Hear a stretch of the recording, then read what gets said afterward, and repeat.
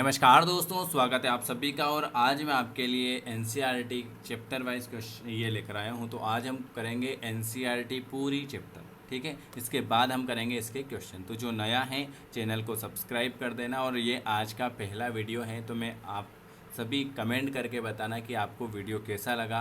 और अगर कंटिन्यू इसी तरह के वीडियो चाहिए तो एक बार कमेंट करके ज़रूर बताएं, ठीक है। आज ये मैं आपको डेमो के रूप में बता रहा हूँ। आज से एनसीईआरटी जो चैप्टर वाइज हैं आपके चैप्टर में, ये एएनएम और पीएनएसटी दोनों के लिए हैं, ठीक है। एएनएम और पीएनएसटी दोनों के लिए हैं। और लिखा हुआ है पुष्पी पादप में लैंगिक प्रजनन।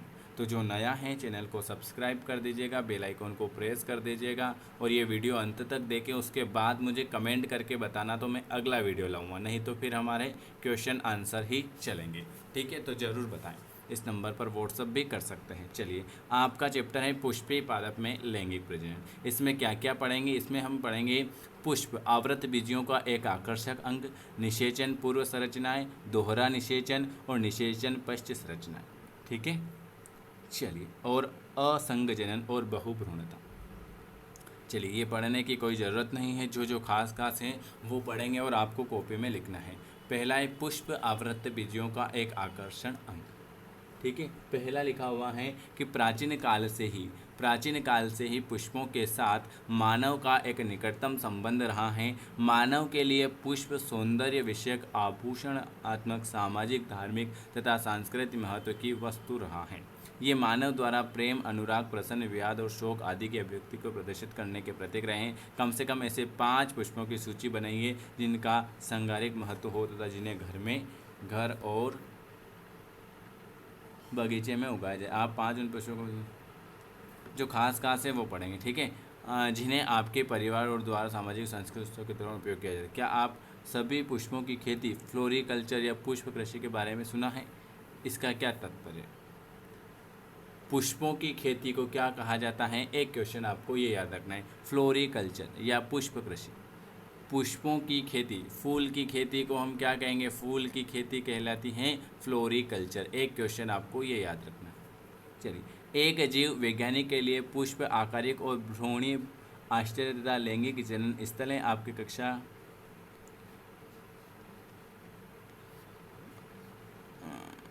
चलिए, ये कोई ज़रूरी नहीं। यहाँ से आपको खाली एक क्वेश्चन याद रखना है कि पुष्पों की खेती फ्लोरिकल्चर। चलिए, निषेचन पूर्व संरचनाएं और घटनाएं। पादप में वास्तविक रूप से पुष्प विकसित होने से पूर्व यह तय हो जाता है कि पादप में पुष्प आने वाले हैं। उनको हेमिनल तथा संरचनात्मक परिवर्तन की शुरुआत होने लगती है, जिसके फलस्वरूप पुष्पी आघात्य के माध्य विभेद और अग्रिम विकास प्रारंभ होता है। पुष्प क्रम की रचना होती है जो पुष्पी कलिकाएं और बाद में पुष्प को धारण करती हैं। पुष्प में नर और मादा जनन युग्म, पुंमंग तथा जायांग विभेदित एवं विकसित रहते हैं। आप याद करें कि पुंमंगों में भरपूर पुंकेसर का गोला नर जनन अंग का तथा जायांग स्त्री जनन अंग का प्रतिनिधित्व करता है। चलिए, इसमें और कोई है क्या? कुछ बचा तो नहीं है? यहाँ पर हम ये पुष्प के SLRA की निरूपण, ये होता है वतिकाग्र, ये जो होते हैं वतिकाग्र। फिर ये यहाँ पर होता है आपका अंडाशय, ये होता है आपका बाह्यतल, ये होता है तंतु, ये परागकोश, पंखुड़ी, वतिकाग्र और वतिका, ठीक है। चलिए, एक क्वेश्चन तो मिला अपन को यहाँ से, ठीक है। इस तरह से ही क्वेश्चन निकालेंगे अपन। और यहाँ पर क्या लिखा हुआ है और क्या है? पुंकेसर, लघु बीजाणु तथा पराग। पुंकेसर कितने भागों में विभक्त होता है? एक क्वेश्चन। पुंकेसर आपको याद रखना है कि सर 2 भागों में विभक्त होता है। इसमें लंबा और पतला डंठल तंतु फिलामेंट कहलाता है। इसका लंबा और पतला डंठल जो है, इसका लंबा और पतला डंठल तंतु को आप क्या कहते हो? तो उसे हम फिलामेंट कहते हैं। तथा अंतिम सिरा सामान्यतः द्विपालिक संरचना परागकोश कहलाता है। क्या? पुंकेसर के 2 भाग होते हैं। क्या क्या होते हैं? लंबा और पतला, जिसे हम कहते हैं फिलामेंट, और द्विपालिक संरचना का जो बना होता है उसे हम कहते हैं परागकोश। ये दूसरा क्वेश्चन आपको यहाँ से, तंतु का समीपस्थ शोर पुष्प के पुष्पासन या पुष्प दल से जुड़ा होता है। पुंकेसर की संख्या और लंबाई विभिन्न प्रजातियों के पुष्पों में भिन्न होती हैं। अगर आप 10 पुष्प से एक एक पुंकेसर एकत्र करें और उन्हें एक स्लाइड पर रखें तो आप देखेंगे कि इनका आकार में बहुत भिन्नता है जो प्रकृति में विद्यमान है। एक विच्छेदन सूक्ष्मदर्शी से प्रत्येक पुंकेसर का सावधानीपूर्वक अवलोकन तथा स्पष्ट चित्र के माध्यम से विभिन्न पुष्पों में परागकोशों के जुड़ाव और आकार की व्यापकता को समझा जा सकता है। एक प्रारूपी आवृतबीजी परागकोश द्विपालिक होते हैं। ये भी याद रखना है कि एक प्रारूपी आवृतबीजी कौन से होते हैं, परागकोश द्विपालित होते हैं तथा प्रत्येक पाली में कितने कोष्ठ होते हैं, 2 कोष्ठ होते हैं, अर्थात ये द्विकोष्ठी होती हैं। प्राय एक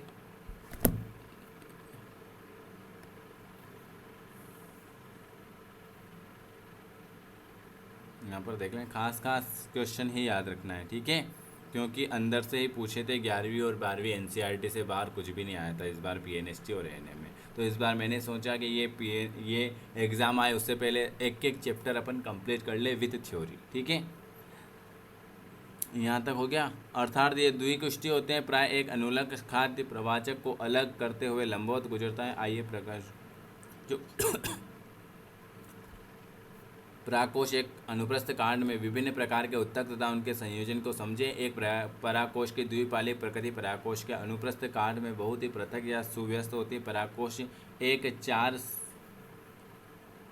एक चार दिवसीय संरचना होती है जिसमें 4 कोनों पर लघु बीजाणुधानी समहित होते हैं जो प्रत्येक पाली में 2 होते हैं। यह लघु बीजाणुधानी आगे विकसित होकर परागकुप्टी बन जाती है।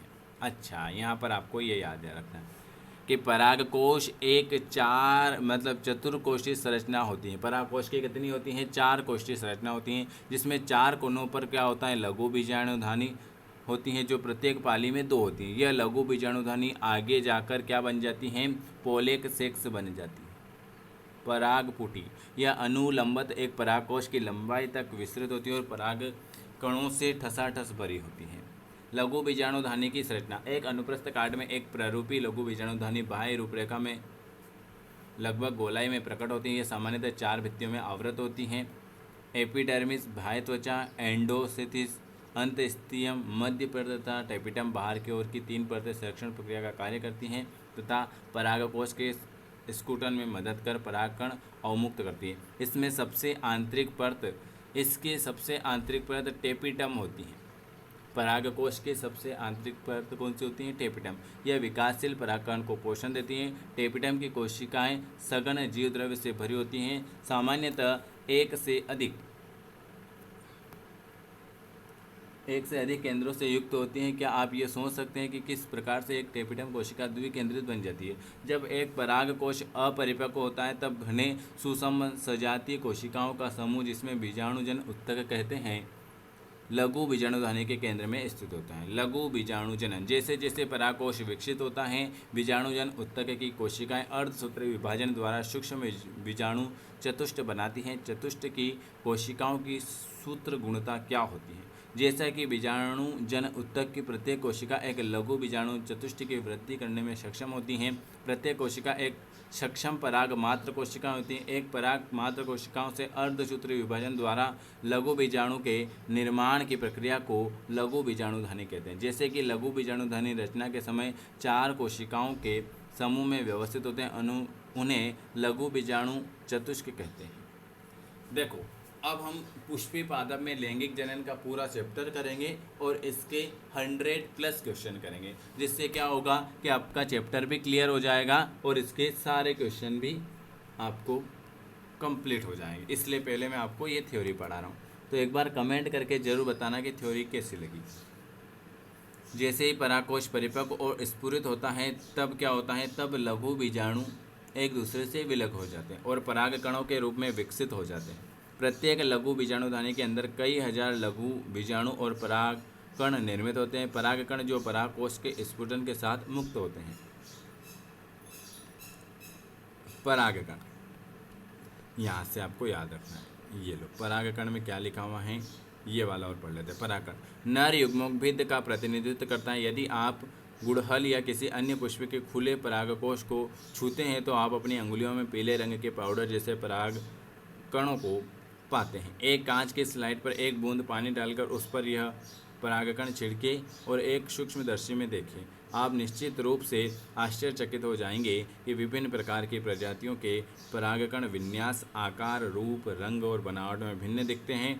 परागकण सामान्यतः गोलाकार होता है जिसका व्यास, परागकण का व्यास कितना होता है ये क्वेश्चन याद रखना है। परागकण सामान्यतः क्या होता है, परागकण सामान्यतः गोलाकार होता है जिसका व्यास लगभग 20 से 25 माइक्रोमीटर होता है। इसे सुस्पष्ट रूप से दो परत वाली भित्ति होती है। एक तो कठोर भित्ति को बाह्य चोल कहते हैं जो कि स्पोरोपेलिन से बनी होती है। ये यहाँ से आपका एक क्वेश्चन बनता है। अगर आपसे पूछ ले कि परागकण कैसा होता है तो परागकण गोली होता है। इसका व्यास कितना होता है, इसका व्यास होता है 25 से 50 माइक्रोमीटर होता है। इसमें कौन सी परत वाली भित्ति होती है, तो इसमें दो परत वाली भित्ति होती हैं, कठोर होती हैं, कठोर और बाहरी भित्ति को। कठोर और बाहरी भित्ति को आप क्या कहते हो, बाह्यचोल कहते हो, जो किसका बना होता है, जो स्पोरोपेलिन का बना होता है। ठीक है, यहाँ से आपको इतने क्वेश्चन बन गए। जो सर्वाधिक घात प्रतिरोध कार्बनिक सामग्री यह उच्च ताप तथा सुदृढ़ अम्लों और क्षार के सम्मुख टिक जाती है। अभी तक कोई ऐसा एंजाइम पता नहीं चला है जो स्पोरोफिल को निम्नलिखित कर सके। परागकण के बाह्य चोल में सुस्पष्ट द्वारक या रंध्र होते हैं जिन्हें जनन छिद्र कहते हैं, जहाँ पर स्पोरोपोलिन अनुपस्थित होते हैं। परागकण जीवाश्मों की भांति बहुत अच्छे से सुरक्षित होते हैं क्योंकि उनमें स्पोरुलिन की उपस्थिति होती है। बाह्यचोल में प्रतिमानों और डिजाइनों की एक आकर्षक सारणी प्रदर्शित की गई है। आपका क्या विचार है, बाह्यचोल कठोर होता है जनन छिद्र से क्या? ठीक है, यहाँ तक है। ये यहाँ तक हमने आज आपको कंप्लीट करवाया है। अब हम करेंगे इसके आगे, ठीक है, परागकण के आगे फिर हम करेंगे ये वाला। 2 से 3 दिन में आपको ये पूरा चैप्टर ख़त्म हो जाएगा और इसके बाद हम करेंगे इसके क्वेश्चन। तो जो नया है चैनल को सब्सक्राइब करना, कमेंट करके आप ज़रूर बताना कि आपको वीडियो कैसा लगा। ठीक है, वीडियो देखने के लिए आप सभी का धन्यवाद। ये आज से आपकी पहली ही क्लास है और हमसे जुड़ना चाहते हैं फ्री क्लास में तो इस नंबर पर व्हाट्सअप कर सकते हैं। देखो इस तरह से हम पढ़ेंगे तो यहाँ से आपको एक क्वेश्चन भी बाहर नहीं मिलेगा और चैप्टर भी क्लियर हो जाएंगे और हर एक चैप्टर के 200 क्वेश्चन भी हो जाएंगे।